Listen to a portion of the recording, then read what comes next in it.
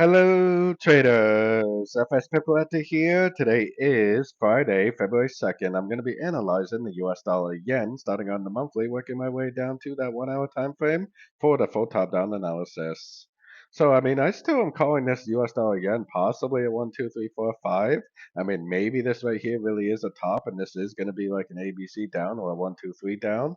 But I am still a big believer, especially looking at all yen pairs, like I've been saying for weeks now, that this probably is going to go up and it probably is going to take out these previous highs before we get that bigger move to the downside. So let's take it down to the weekly time frame. On the weekly time frame, this move down was very, very strong, but it never broke any structure. The trend never did change to the downside. For me, the trend has been up this whole time. I think this right here is a motive wave correction, and I think this is now still in an uptrend, and I would definitely still be looking for longs on shorter time frames.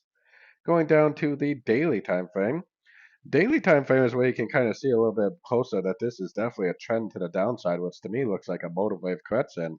I think this right here is a trend also. But I do believe there's a very good chance this move down right here is a correction to that move up, and I still think there's a very good chance that this needs to continue the uptrend. Now, we do have non-farm payroll coming out today, and I think that's going to be pretty critical for us to find out whether this really is going to end the correction today and continue the uptrend like I've been saying, or whether it's possibly going to stretch out into a much bigger correction and just keep on going down.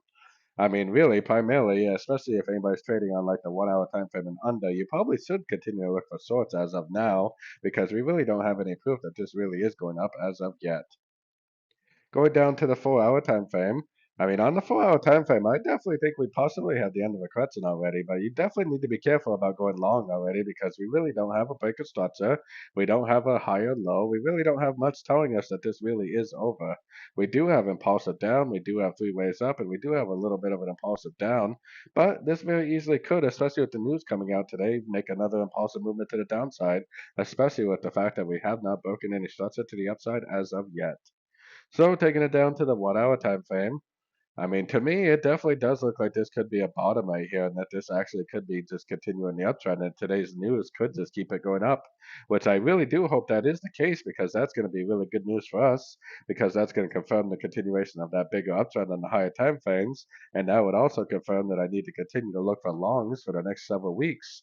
But like I said, as of now, you really can't confirm that that's going up. This move up right here very easily could be a correction to this move down. It very easily could make a lower high at the news and just keep on trending down, which is why I said if you're trading on the 1 hour time frame and under, you should probably still be looking for shorts in a downtrend.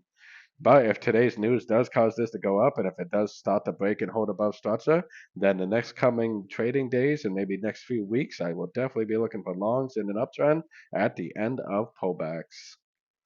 So don't forget to join my free Discord channel. The link for that is on the screen and in the description. Thanks and happy trading.